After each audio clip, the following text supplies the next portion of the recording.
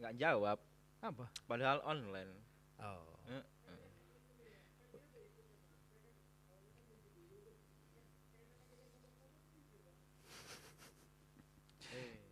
Udah biasa, maksudnya biasalah mahasiswa kayak dan jangankan kalian, saya sendiri pun ngikutin rapat juga. Itulah pentingnya kenapa kamera tuh mesti di on ya. Itu pentingnya kadang-kadang itu yang ngejaga kita untuk tetap responsibility sama visual sih. Artinya wah kalau aku ngantuk ketiduran aku dilihat nih gitu misalnya kayak gitu. Yuk silakan. Tapi nggak apa-apa kalau yang alasannya adalah wah ini kalau videonya di onin nanti pakai data cepet habis pak. Ya gimana lah ya. Ya namanya juga negara dunia ketiga, Pak. Ya itu dia. Itulah dia.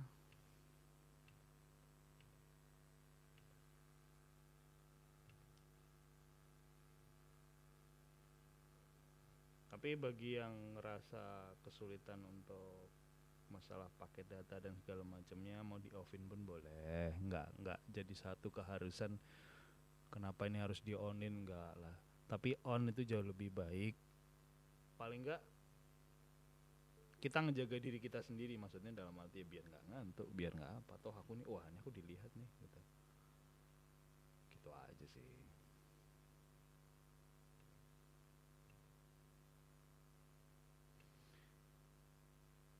Yang punya kontaknya anak kelas malam. Oh ya, anakmu tuh. Kelas Udah, malam udah, tuh. udah. Ini Kusumo udah masuk nih. Oh, Ayu udah. Oh, yo, perwahyuan ini sudah. Oh, Wahyu ini, Wahyu, klan Wahyu. klan Wahyu ini rajin. Yang lainnya aku nggak tahu.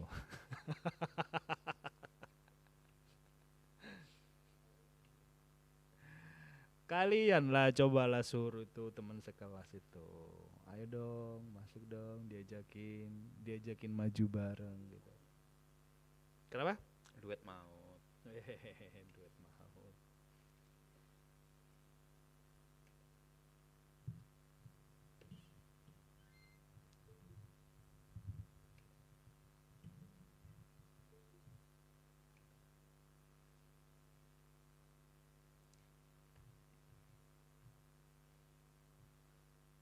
Oh ya, tayangan kita hari ini adalah live ya.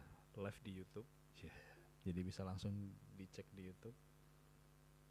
Harusnya sih udah live nih. Harus subscribe dulu nggak, Pak? Enggak deh kayak. Oh, enggak. Oh udah live nih. Cuman agak delay aja sih. Tapi live sih udah. Jadi langsung di kalau mau ngeliat di situ pun boleh, nggak masalah. Biar kita lebih berhati-hati di dalam Pembicaraan. berbicara gitu. Berbicara. Biar berbicara tuh lebih bertata krama. Lebih gitu. disaring lagi. Lebih disaring, nggak asal ceplas-ceplos ngomongin orang, nanti orang yang tersinggung terus di mention di DM gitu kan, nggak enak juga gitu kan. Jadi ini kita berlatih untuk berhati-hati. Biar gak banyak haters juga. Ya kata mahasiswanya kita, lo aja kali pak. Acangana lah ya. Mulut ini remnya blong. Oke.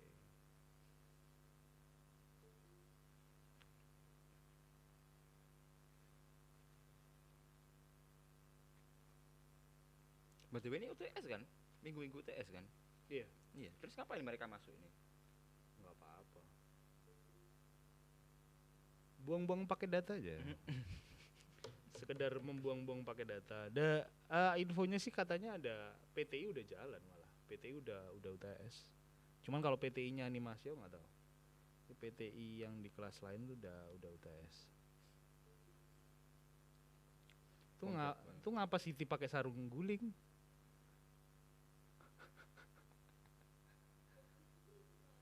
Oh itu mau kena.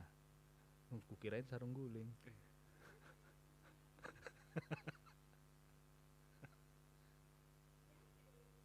Oh jaket, ya. Trennya kan sekarang gitu. Apa itu? Jadi hoodie. Nah, diginiin kalau cewek-cewek itu Biar kan nggak pakai nggak hijab.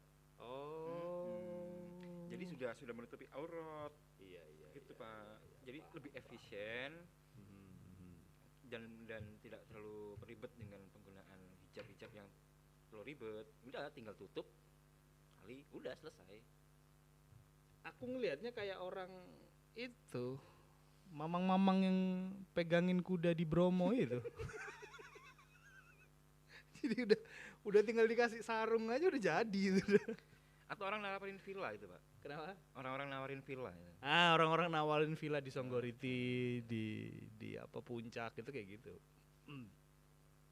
Bentuknya sih saya nggak tahu kalau tren, karena apa ya, melawan tren. Saya kebanyakan melawan tren. Oke, ini pertanyaan anak semester 1 sih. Apa? Ada pertanyaan menarik apa? Dominan itu gimana? Bentar. Ini bahas apa ini? Di sana elementer. Jadi gini, ada pengertian yang salah selama ini kalau aku bilang ya. Oke. Jadi aku tuh jelasin ke mereka, loh itu bukan dominan, itu empasis. Gimana? Gini, dominan itu kan sesuatu yang banyak nggak sih? Gitu kan? Mendominasi. Jadi dia yang banyak. Ketika ada satu kambing warna hitam di antara kambing warna putih, sekarang aku tanya, apakah yang hitam tadi dominan? Enggak kan? Dominan adalah yang putih kan? Tapi yang hitam tadi itu empasis. Dia terlihat mencolok, bukan kambing putih semua. Oh, putih semua. Kambing putih semua. Hanya ada satu kambing yang hitam. Nah, dominan adalah yang putih kan? Ya toh? Nah, yang hitam adalah empasis kan? Berarti, nah si hitam ini lebih terlihat. Dia mengalahkan yang dominan gitu loh. Iya. Berarti bisa jadi dominan tidak selalu terlihat. Iya. Iya kan? Iya. Nah, itulah namanya gestalt, Pak. Iya. Nah, itu nggak ada gestalt. Ada. Belum mereka belum sampai di situ. Oh, itu di pertemuan berapa? Itu nggak ada. Oh, nggak ada ya? Nggak ada. Nah si kemarin si mahasiswa bilang gitu. Ini gimana sih Pak maksudnya Pak? Aku akhirnya ngejelasin dengan logika aku sendiri ya, karena di teorinya sendiri nggak berkata seperti itu gitu loh. Jadi ini berarti yang hitam adalah yang dominan loh. Aku bilang enggak gitu loh. Dominan itu ya bisa dikatakan dia mayoritas gitu loh. Misal gini, hitam gede, lainnya putih kecil. Nah, hitam dominan, iya hitam gede gitu loh. Putihnya kecil gitu kan. Jadi misal gajah hitam di tengah banyak itu bukan berarti dia dominan. Betul. Nah, jadi apa namanya? Oh, gimana sih ya? Ini gini.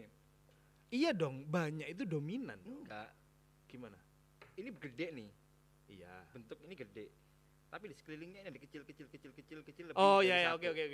Setuju. Iya kan? Setuju. Kuantitas ya. Kuantitas itu tidak mempengaruhi dominasi. Betul. Oke, setuju.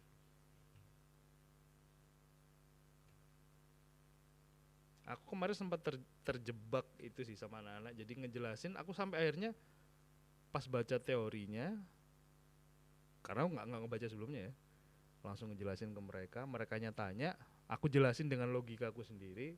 Merekanya bingung. Aku jadi ragu kan. Saya bentar. Berikan waktu saya 5 menit untuk memahami teks ini, aku bilang gitu kan. Udah baru perlahan ngejelasin lagi sih. Sama yang kayak kemarin value itu bagus banget pertanyaannya si anak semester 1 sih. Apa kemarin? Memang gak dijelasin value itu kayak gimana? Perbedaan value kayak gimana? Mungkin anak-anak ini juga nggak tahu kemarin gimana. Mereka ya? Deselnya gimana? Digital apa? Banyak manual? Enggak, sama, manual semua. Manual semua. Itu antara dominan, empasis sama gestalt ya yang belum dibahas ya. Gestalt itu lebih ke komunikasi. Komunikasi visual. Kalau desain elementer ini penataan elemen-elemen dasarnya dulu. Nah, kalau gestalt udah tingkatan lebih lanjutnya lagi, lebih bingung lagi. Jadi gimana mengkomunikasikan, ini sudah nggak ngebicara elemen lagi gitu. Elemen tetap dipakai. Tetapi penyampaiannya, implementasinya. beda. Implementasi dari elemen-elemen itu tadi. Misal yang apa?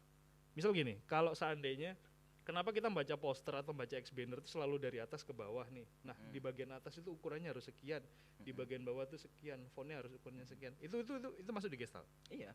Jadi gini, ada ada beberapa bagian ya. Contohnya kita segala aspek lah, nggak cuma poster aja sekarang itu, nggak cuma apa ya, nggak cuma desain grafis aja, tapi sudah masuk ke UI UX juga menggunakan prinsip Gestalt gitu. Contohnya kayak dalam satu halaman gitu ya, satu halaman web contohnya, biasanya kalau web standar kan kayak gitu semuanya, ada header, kemudian ada body, kemudian ada menu samping kanan kirinya. Gaya Facebook zaman dulu lah. Ya kayak gitulah. Tapi kemudian di tengah-tengah itu ada tombol gede, nggak begitu gede, ada tombol di bawah header, ada tombol lingkaran gitu aja. Nah, itu kan sebuah empasis sebenarnya. Nah, itu yang kamu katakan tadi bahwa si empasisnya ini malah membuat buram yang mendominasi di sekelilingnya tadi. Jadi orang langsung tertuju pada itu. Pada itu tadi. Kalau seandainya itu bukan hal penting, justru malah merugikan ya. Makanya kita harus bisa memahami dulu Gestalt ini apa, kemudian implementasinya seperti apa supaya orang-orang ini nggak miskomunikasi dengan apa yang dia lihat. Oke. Soalnya otak manusia itu kan terbatas sekali untuk melihat suatu bentuk. Hanya melihat sebuah bentuk dasarnya aja, nggak selalu melihat detail gitu. Kadang-kadang ya dengan waktu yang cukup singkat ya. Cukup singkat, tapi dia tahu polanya. Oh, ini bentuknya kayak gini. Udah, tapi nggak lihat detailnya. Nah, Gestalt itu mainin itu. Aku kira tadi Gestalt lebih ke arah komunikasi antar itu interaksi antar elemen itu interaksi. Kalau komunikasi pasti karena ke penikmatnya, ke yang lihat ya. Harusnya di desain grafis sih, Pak. Kenapa? Harusnya di desain grafis sih ada itu. Desain grafis kita gimana? Apanya? Desain grafis kita. Kalian kenal Gestalt nggak sih? Para pendengar yang budiman, apakah Anda mendengar saya? Apakah Anda pernah mendengar kata-kata Gestalt? Udah? Dengar. Enggak, Gestaltnya ini loh.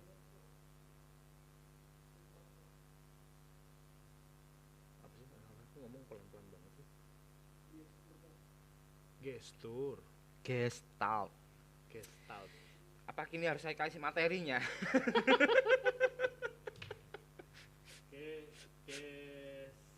Gestalt. TALT ya? Nggak pakai H. Kenapa? Enggak, Gestalt biasa. Bahasa Jerman itu. Ada sih kemarin pas di BINUS kemarin juga sempat diobrolin soal Gestalt ini. Itu desain komunikasi visual dasar. Jadi gimana kalian mengkomunikasikan visual karya-karya kalian? Jadi gini, itu yang harusnya membedakan antara desain grafis sama DKV. Yuk. Jadi desain grafis sama sih. Maksudnya gini, kalau desain komunikasi visual itu kan cakupannya lebih luas. Kalau desain grafis kan dia cakupannya lebih ke teknis gitu loh. Bedanya kan visualizer lebih ke tapi di kafe sama di desain grafis ini nggak bisa terpisahkan. Iya. Satu bagian. Atau bisa dibilang kalau di kafe itu nggak hanya desain grafis, tapi desain grafis itu termasuk di dalam ada di kafe gitu. Ada juga.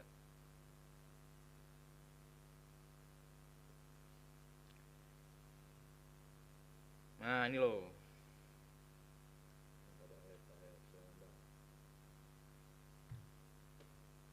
Loh. Ada nggak? Enggak, mereka lihatnya coba tanya dulu. Lihat. Melihatnya mirror nggak kalian? Enggak. Oh, enggak. Jadi rezekimu aja dapat yang mirror. Acang aneh bacanya.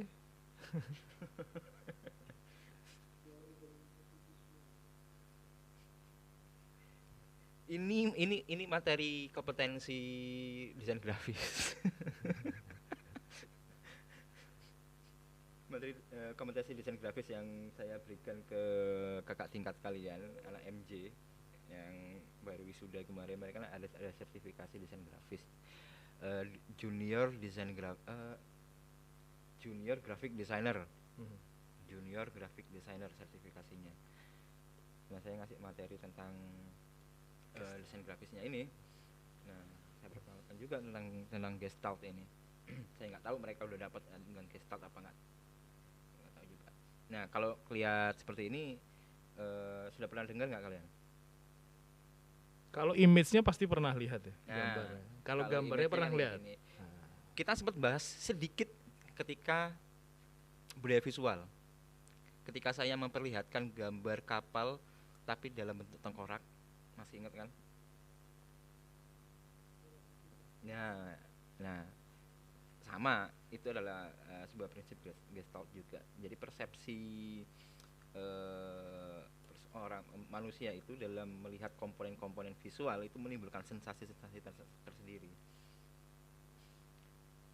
Ini kan umum yang kita pahami ya kan. Nah, kalau seperti ini juga kan, kita nggak harus lihat detailnya, ini tahu bentuknya apa. Absolute vodka, ya, Absolute vodka jadi Absolute City. Coca-Cola. Iya. Ini kan bentuknya kan nggak bentuk botol ya kan, tapi kan bentuk secara penataan objek-objek yang lain sehingga menimbulkan kesan ada sebuah objek. Kayaknya ada sih kemarin dibahas di situ, tapi bukan Gestalt ya, tapi dia justru bilanginnya ini tuh tentang dominan. Jadi aku juga di mana itu? Agak di Desel, materi Desel. Jadi yang ini sih, yang Absolute City ini. Kasusnya di situ tengah itu adalah langit ya. Jadi ini tuh bangunan sama, ini bangunan. Nah, tengah itu langit tapi polos gitu. Terus penjelasannya ini tadi itu adalah dominan. Apa ya? Naluri ngawurku timbul gitu kan. Jadi terus. Jadi aku bilang ini karena pembahasannya dominan. Kayaknya yang kiri kanan sih nak ya, yang dominan, aku bilang kayak gitu. Di kiri kanan ini yang dominan, cuman mata kita jadinya fokus ke yang tengah karena itu bagian yang punya daya tarik, aku bilang gitu. Jadi itu hanya naluri ngawurku karena di dalam PPT-nya sendiri cuman dikasih gitu doang gitu kan. Oh my god, kok aku baru baca gitu kan, maksudnya dikasih contoh gambar kayak gini terus nampilin gambarnya kayak gini, baru dikasih penjelasan di sini. Ini adalah contoh-contoh bentuk apa ya kemarin, pokoknya dominan lah itu. Dominasi, jadi ada dominasi, ada balance, ada apa satu lagi aku lupa itu. Nggak tahu, mungkin materinya kayaknya beda dengan pas tahunmu apa ya, gimana ya? Beda. Tetap di desain grafis aku juga ngasih prinsip-prinsip desain juga di awal, keseimbangan, dominasi dan seterusnya itu tetap jadi panduan. Nah, tapi pengembangannya di sini beda lagi tentang Gestalt ini. Teknik boolean, ya Pak. Aku malah baru dengar. Mungkin kamu lebih paham. Ada yang tanya nih, Hem. Apa? Lebih mahal teknologi atau desain? Teknologi atau desain? Pertanyaannya gimana? Lebih mahal, Pak, lebih mahal teknologi atau desain? Lebih mahal ide yang lebih mahal teknologi atau desain?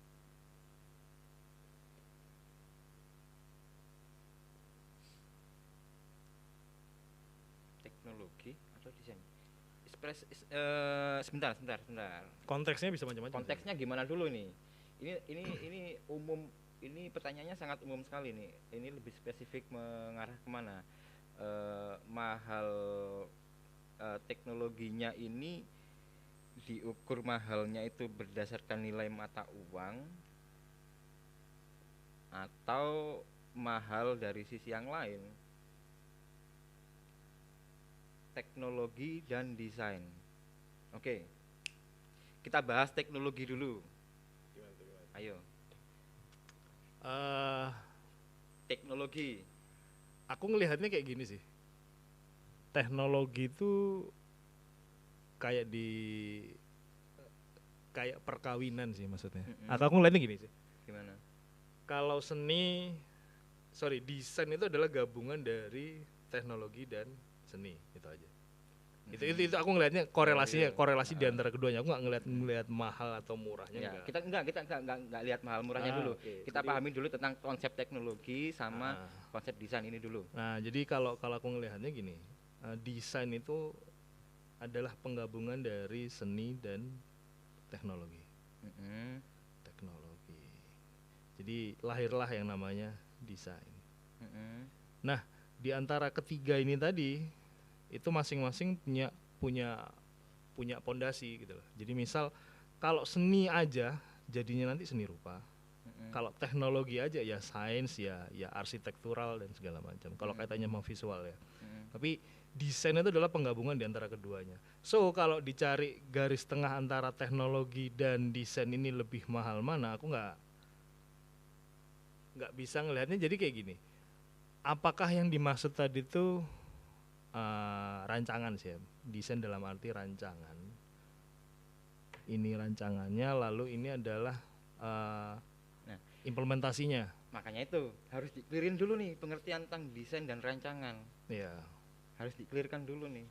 Jadi kayak seandainya ini barang jadinya, teknologi ini adalah barang jadinya. Terus yang di sini adalah desainnya. Ini idenya lah intinya. Bagaimana dia nuangin dari sebuah ide. Konyol misalnya, lalu jadi sebuah gambaran visual yang diartikan sebagai sebuah desain. Ini asumsiku aja ya. Nah, yang satunya adalah ini yang benar-benar udah jadi gitu loh. Ini sekedar asumsi aja. Kita bicara tentang teknologi dan desain ya.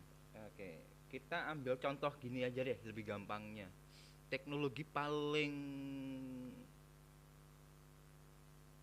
Teknologi yang dihasilkan manusia yang paling tua itu apa? Kita nggak ngomongin high tech segala macam ya. Teknologi tertua manusia yang sampai sekarang masih ada. Apa? Pisau, benda tajam dia bilang. Benda tajam. Teknologi paling tua apa ya?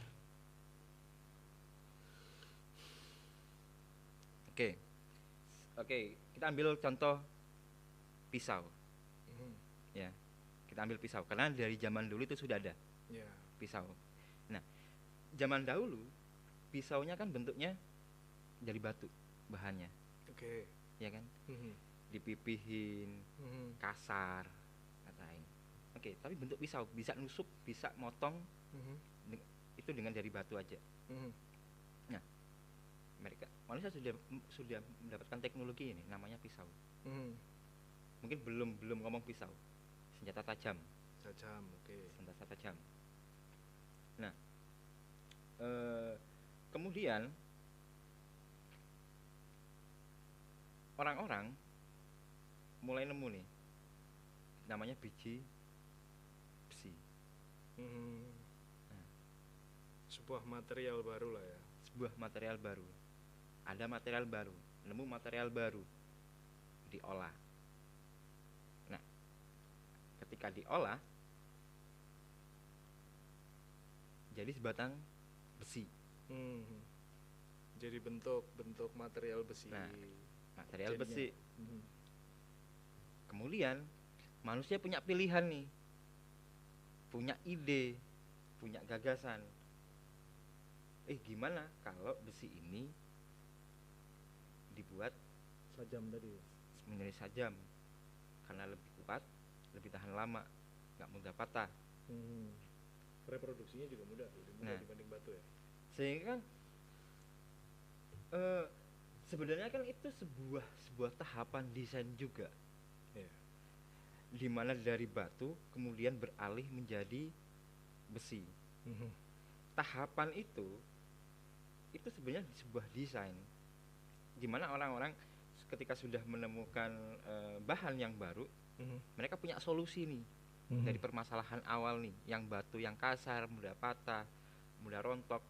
ketika ada material baru dibikin lagi juga susah. Dibikin lagi, misal kalau batu itu dibikin lagi bisa di-recycle. Nggak bisa di-recycle. Nah, ketika ditemukan material baru itu ada sebuah solusi. Nah, ini kan ada sebuah desain juga. Teknologinya adalah gimana caranya buat dari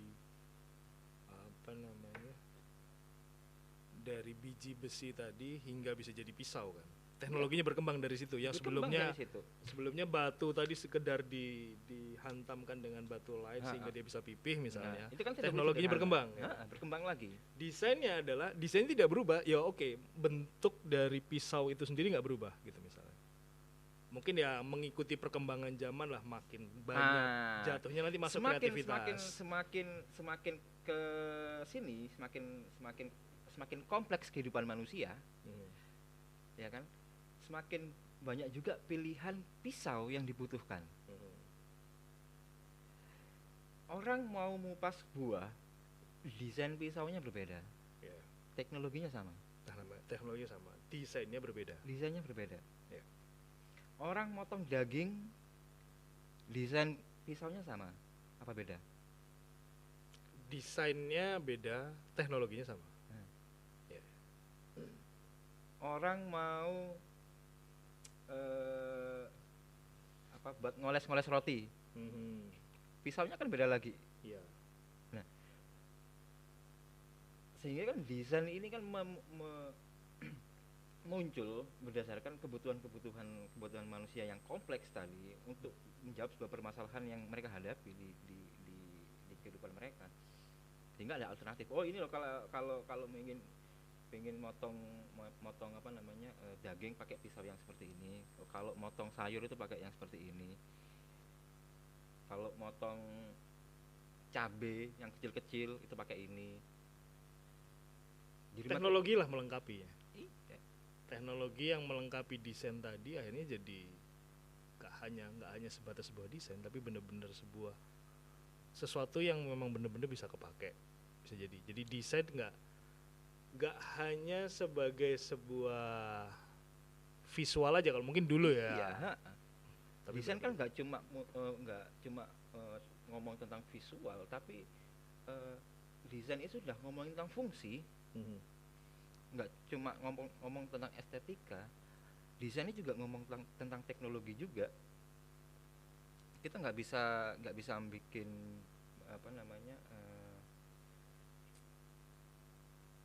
bikin handphone kalau nggak ada teknologi seluler. Desainnya jadi berkembang, jadi makin tipis ya kan, desainnya itu. Teknologinya pun berkembang juga. Jadi dua hal yang kalau dibilang mana yang lebih mahal sih, kayak produk Apple Pak, mereka jual itu teknologi baru atau desain terbaru. Prestis kalau Apple itu. Mereka tuh kayak tas Hermes ya. Kalau aku bilang ya, Apple itu.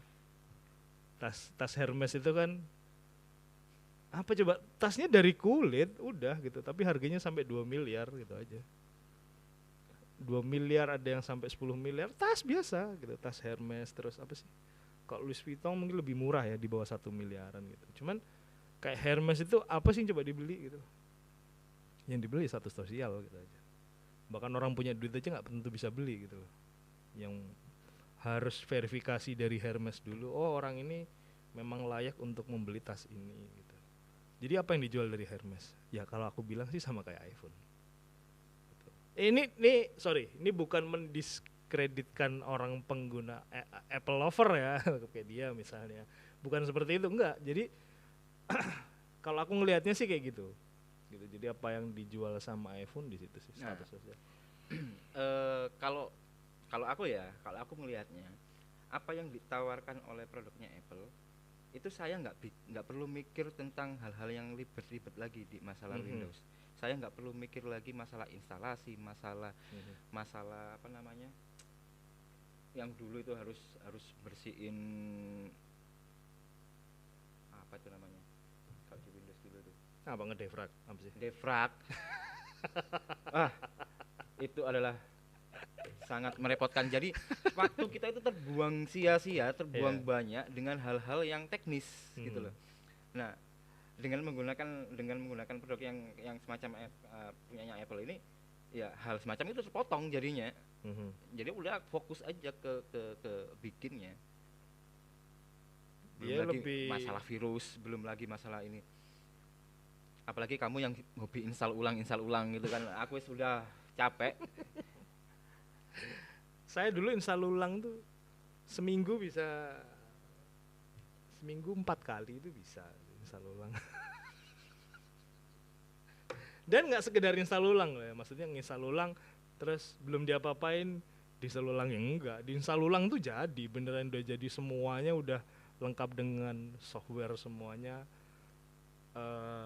udah dijalanin, nggak work, install ulang lagi, coba lagi segala macam, nggak work, error, install ulang lagi, kayak gitu aja sih dulu.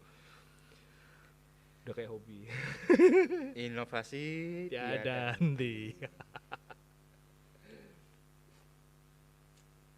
Voyager 2, nggak tahu Voyager 2 apa? Voyager 2. Apa? Aku kudet. Gucci, oke.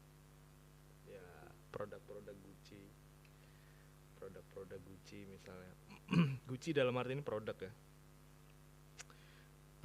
Itu sama, yang dijual ya status sosial, yang dijual ya hal yang seperti itu. Kenapa kok itu layak dipalsukan? Kan karena memang orang ingin dilihat status sosialnya padahal dia sendiri nggak mampu beli misalnya. Akhirnya lah lahirlah produk-produk yang palsu, yang KW segala macamnya itu. Sebetulnya yang dijual apa? Kalau yang ditanya apa yang dijual Apple, kalau aku bilang ya itu tadi ketermudahan mungkin dari Pak Happy. Cuman kalau aku melihatnya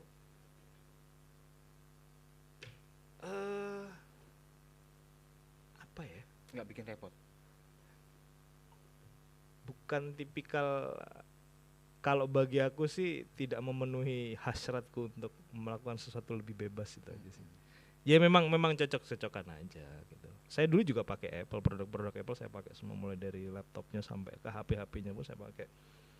Cuman kayaknya ini bukan nggak aku banget sih gitu. Itu aja sih. Ya memang segmented, dan dulu malah pernah identik loh sama kaum Apple itu adalah kaum yang apa sih istilahnya dulu tuh?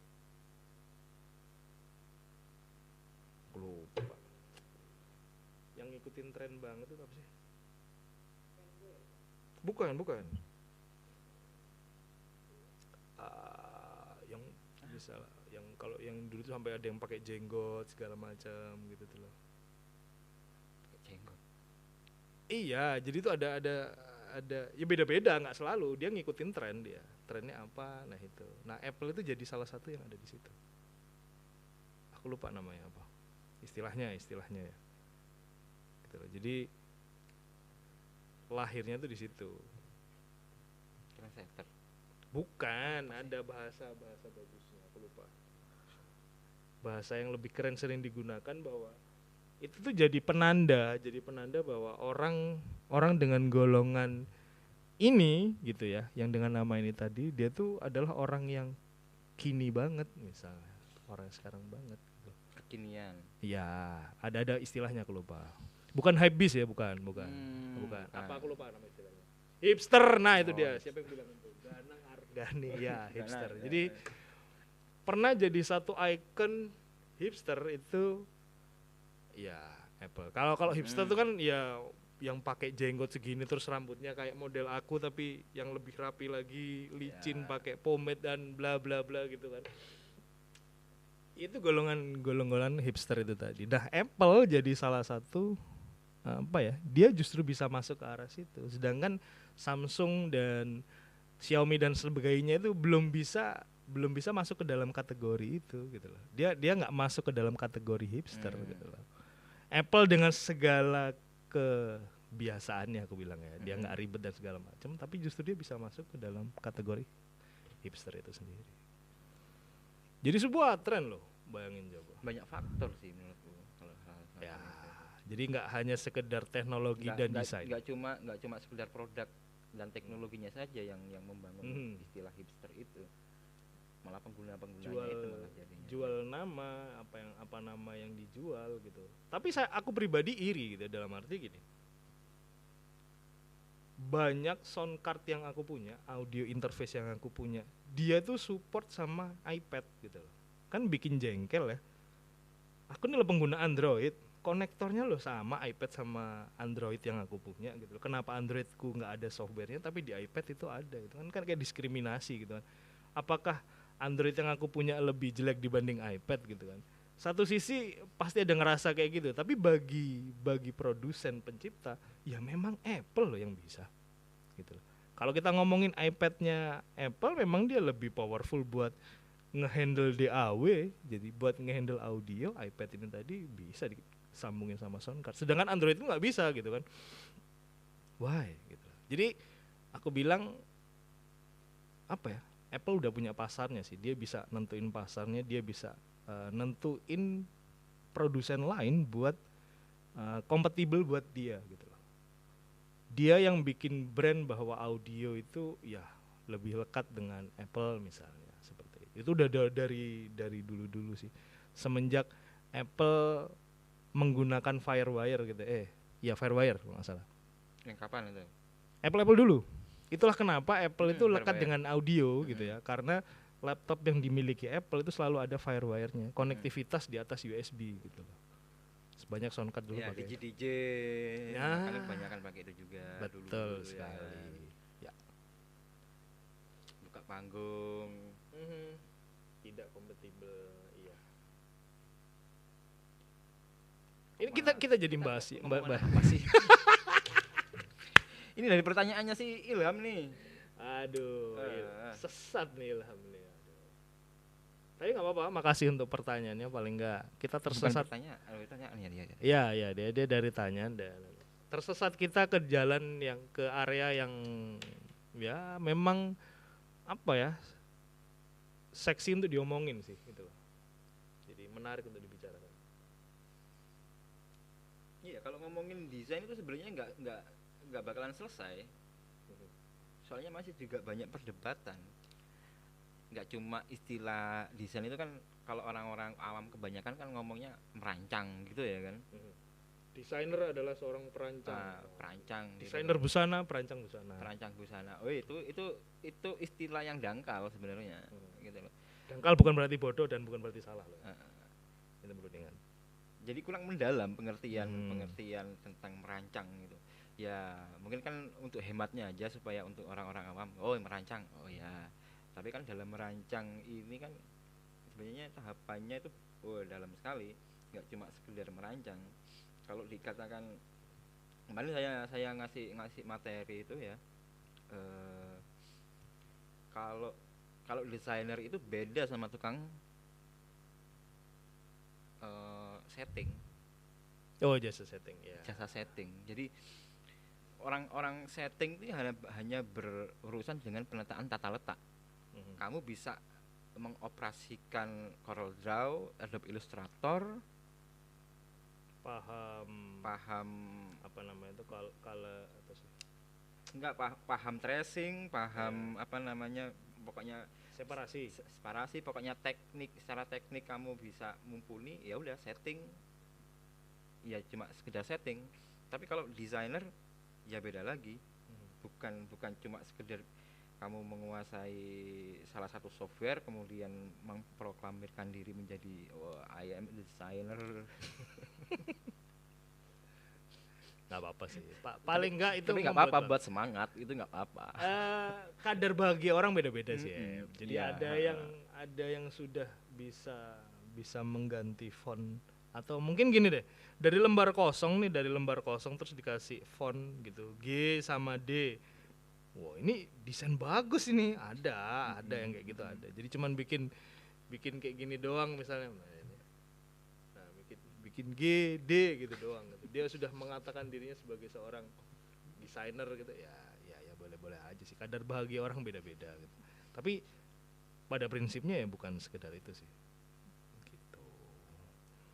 Sekedar ganti font lu tiba-tiba otomatis jadi desainer, nggak gitu juga. Bahkan sesungguhnya font itu malah justru bikin didesain dulu malah.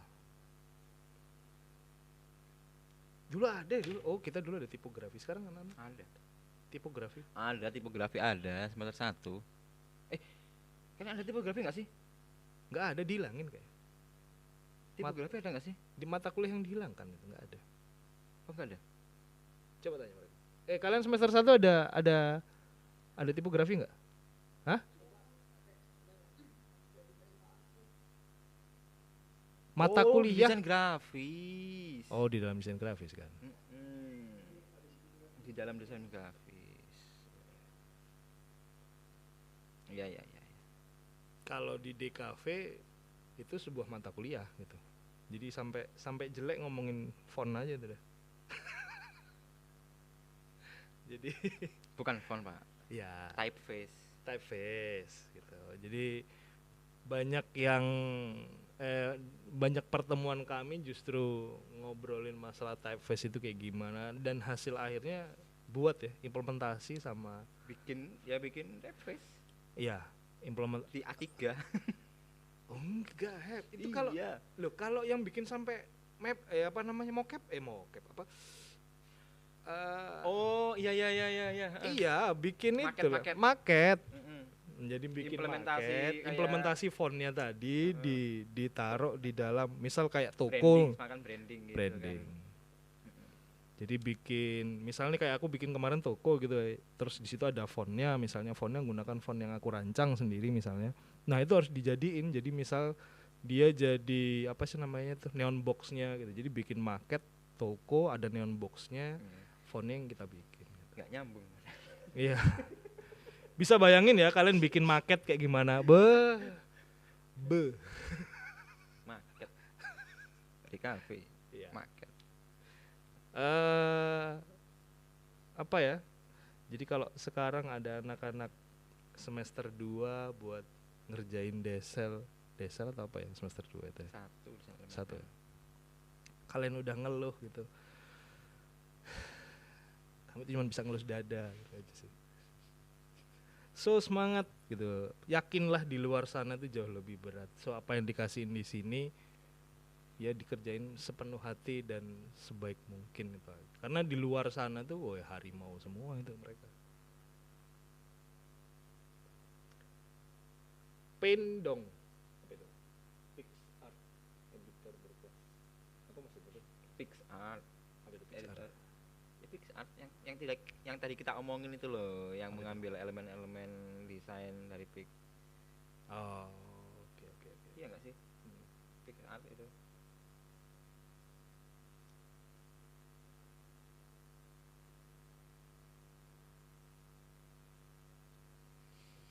Yang elemennya nggak bikin sendiri, tinggal download, tinggal letak. Itu PixArt ya. Jadi seni di dalam, iya, istilahnya dulu kalau kita pegang Microsoft Word pertama kali, kemudian lihat clip artnya di situ, kemudian kita tergoda untuk memasukkan semua unsur-unsur, efek-efek dan segala macamnya dalam satu lembar. genit. Ya. Jedak-jeduk bentar. Maksudnya gimana nih? Tapi ngetren loh Pak sekarang Pak. Apa itu? Anak-anak eksplorasi itu sekarang, apa namanya? PixArt. Clip art. Clip art, oke, Clip dijadiin. art board diangkat lagi. Maksudnya? Diangkat lagi buat jadi gaya-gaya desain. Coba diangkat lagi buat gaya desain. Jadi dengan penataan apa namanya clip art di Microsoft Word itu. Lebih ke kayak Kamengski gitu, yang model plesetan. Enggak. Enggak. Gimana? Ya memang benar-benar diimplementasiin kayak ke poster, ke media-media sosial semacamnya. Sudah jadi sebuah genre atau cuman belum, sebuah seorang pelaku? masih mau ada arah ke situ. Ada beberapa yang sudah mengimplementasikan dan selama ini sih oke, it works.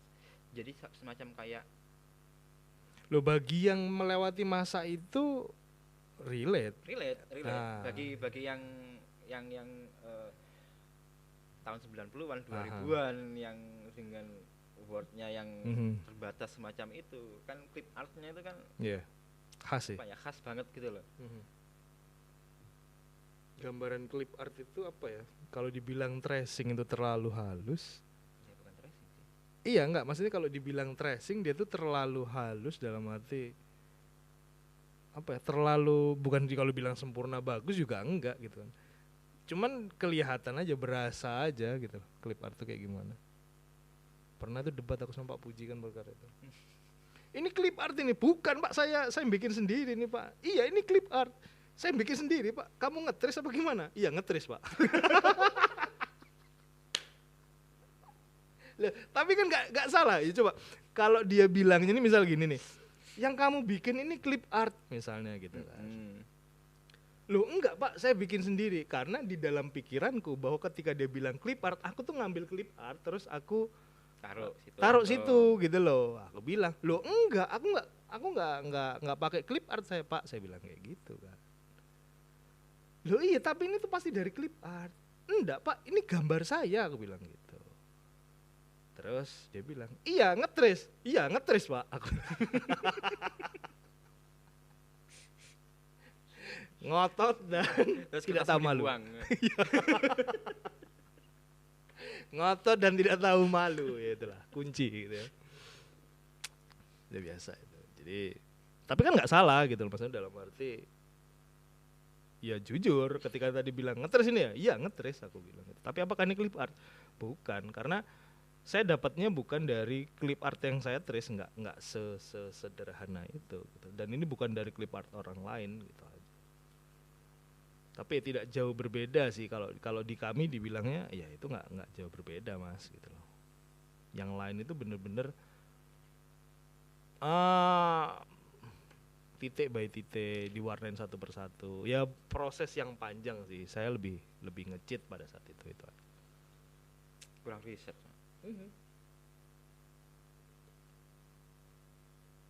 Iya Pak, gaya desain jadul lagi hype sekarang Pak.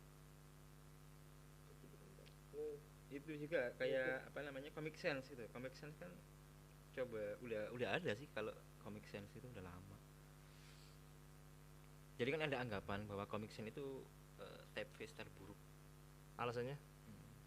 Ya jelek aja gitu loh. Orang-orang itu ngomong nganggapnya itu, atau desainer itu selalu mengkonotasikan apa itu namanya, Comic Sans itu typeface terburuk, font terburuk. Oh gitu. Pantesan tadi malam aku nonton apa pelukis hantu tuh loh di Disney.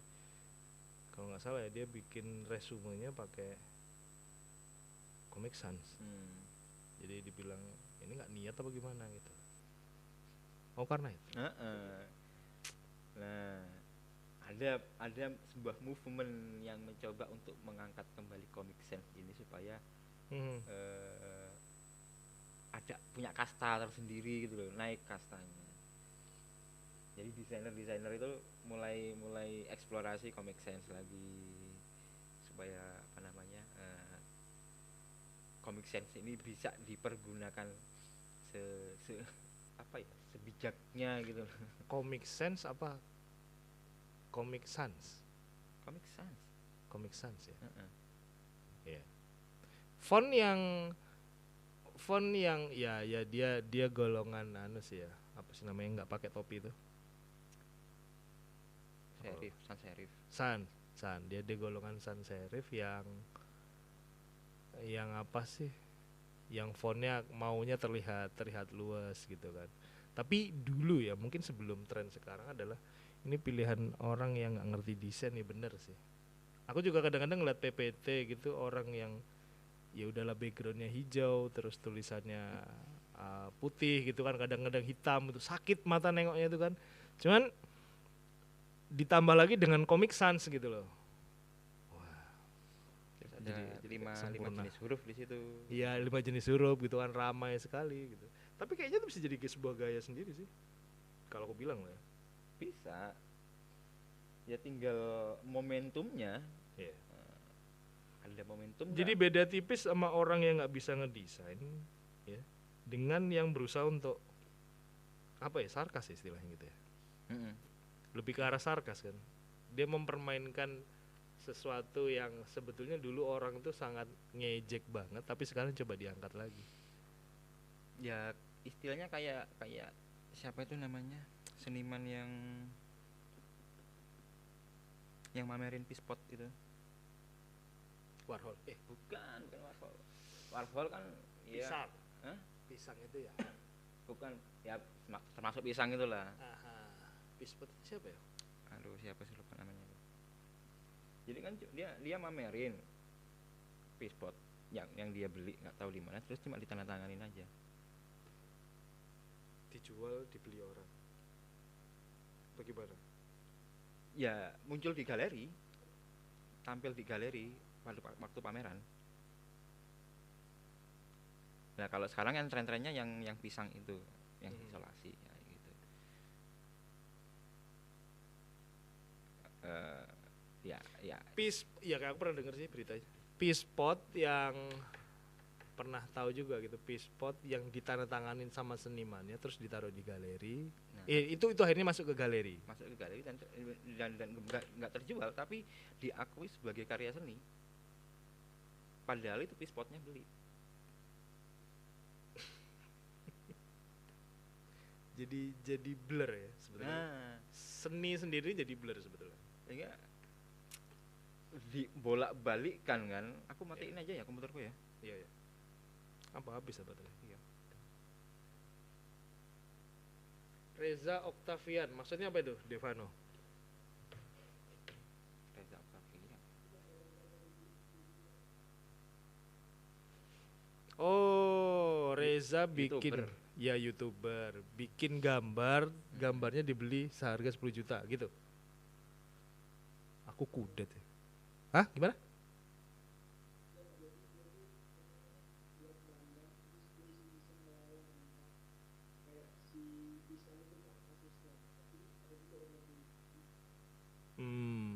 Oke, jadi yang dibeli udah konteks ya. Jadi bukan barang itu lagi, tapi karena tadi Reza Arab jadi bernilai gitu loh. Misal aku melakukan hal yang sama, lempar sandal sama orang. Nggak tahu diri dia bilang gitu. Cuma terkenal aja gitu. Cuman kalau Reza mungkin pasti laku ya. Oke. Konteks Halilintar. Woi, itu banyak fanatiknya. Mungkin kalau kita nggak suka itu kita adalah yang minoritas gitu loh. Sama kayak dulu rame-rame apa sih, Kangen Band dan segala macamnya yang mereka lebih banyak hatersnya. Tapi sebetulnya yang ngomongin kayak gitu itu adalah orang-orang minoritas. Merekanya sendiri punya pengikut yang mayoritas, kita yang nggak suka ini yang jadi minoritas betul. Jadi gitu. Oke, ini kira-kira sedikit bocoran nih untuk konsep seni nanti di UTS gimana nih kira-kira nih? Ya udah, UTS. Kalau menurutmu ya, walaupun koornya aku, tapi kalau menurutmu gimana?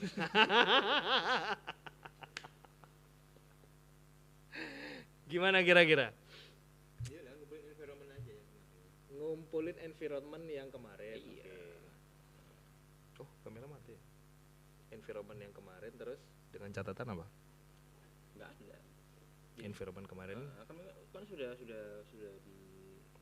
intinya gini, kalau itu tadi environmentnya dilengkapi dengan karakter mereka gimana? Enggak. Belum ada karakter. Jadi dari desain karakter pun belum ada juga. Belum. Oh, berarti murni environment aja nih. Eksplorasi. Jadi dari konsep yang ada. Ini format pengumpulannya gimana? Dalam arti PDF atau gimana? PDF nanti disediain nanti. Saya. Nah, Sip. disamain sama desain karakter. Oh, ini kan nanti jadi satuan, nanti kan digilid jadi satu. Enggak, dalam arti gini. Di desain karakter apakah membahas ini juga? Enggak. Bukan. Beda pembahasan, tapi nanti berhubungan. Oke. Tadi ngomong. Jadi ini nanti untuk UTS-nya environment formatnya udah disesuaikan sama Happy. Mereka tinggal masukin ke dalam format itu aja. Simple lah ya. Ya udah, gitu aja sih. PDF Pak? Ya PDF. Formatnya PDF. Jadi kalian bisa bikin di Illustrator. Baru nanti kalian bikin per page, baru nanti dimasukin gitu. Karena endingnya nanti pada saat bikin apa sih Bible ya, artbook itu juga pasti kalian kan bikinnya ya mau gampang sih lewat Illustrator atau lewat, kalau aku dulu pakai InDesign sih, itu sama juga dari Illustrator lempar ke InDesign pun bisa, jadinya nanti ke PDF pun bisa juga, atau dari Illustrator langsung ke PDF pun bisa juga kan, jauh lebih gampang. Jadi gitu pembicaraan ngomong kosong hari ini. Ini terjebak di dalam areanya Ilham ini tadi. Sebetulnya kami tadi pengen bahas apa sih? Hari. Oh nggak ada memang ya, damn. Oke, fine. Boleh. Jadi terima kasih kalau gitu ya buat Ilham. Ilham siapa tadi sih? Hakiki apa? Bukan, Muhammad Ilham. Oh Muhammad Ilham, oke. Terima kasih buat Muhammad Ilham sudah menjerumuskan kami berdua ke dalam durasi yang panjang dan tidak berguna. Apalah pakai data yang terbuang sia-sia ini, nggak apa-apa. Sekedar wacana dan poin absen aja sih, itu aja. Selebihnya mah, iya wawasan kalian aja. Pagi kamu absen juga ya? Apa itu? Yang kelas pagi ya? Kan memang kelas pagi. Kalau yang malam 2 Wahyu. Coba aku absen dulu. Soalnya di SID ku ada konsep art juga. Oh iya, nggak masalah. Aku bingung. Di sini berarti kalau seandainya di situ aku absen gimana? Ya, udah. Ya pokoknya salah satu absen aja. Oh ya wis lah. Pokoknya ada di tempatku pasti aku absen. Aku udah ada datanya mereka semua sih. Kelas listnya udah ada.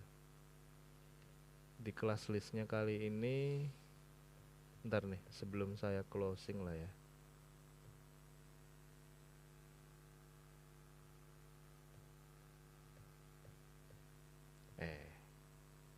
Mana sih kelas listnya? Oh ini gara-gara tampilnya kayak gini apa? Di unpin dulu. Nah, di save. Nah, kalau ditutup hilang semua. Kenapa? Enggak dong. Kalau ditutup tetap ada deh.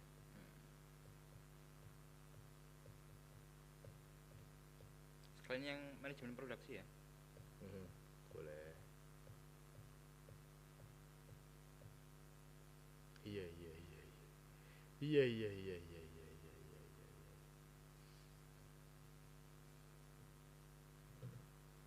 Gimana? Udah makan semuanya? Kami belum. Kok malah curhat. Oke gitu aja ya. Terima kasih untuk hari ini. Mungkin next time. Minggu setelah UTS apa ya? Ada pertemuan lagi nggak kira-kira? Ada. Oh jadi setelah UTS pembahasan tentang indoor environment.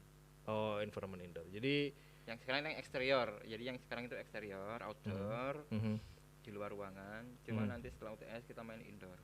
Main ke indoor. Jadi setelah UTS tetap masuk seperti biasa. Jangan lupa tanggalnya. Diingat-ingat hari Jumat malam, itu wajib banget gitu. Buat ngisi kepala gitu kan. Kalau ada salah-salah kata atau ada kekeliruan dari kami, silahkan untuk dikoreksi atau mau dikomentar langsung pun boleh, nggak apa-apa. Kami bersedia. Karena kami sendiri pun juga manusia biasa yang dulu juga tolol dan banyak salahnya gitu ya.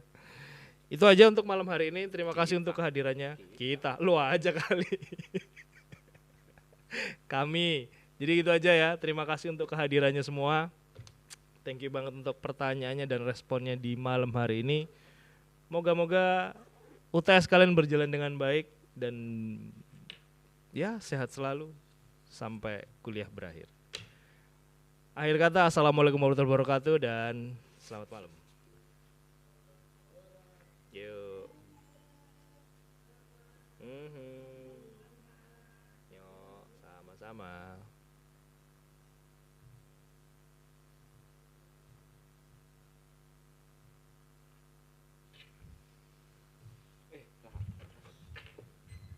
Gojek lah. Karena Sarobi ya, Sarobi biasanya pesen mangan. Sar. Makan Sar.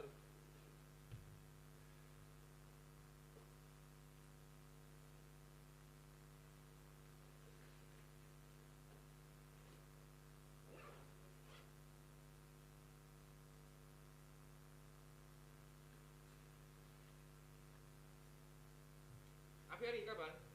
Bebas. Kaiso aku meneh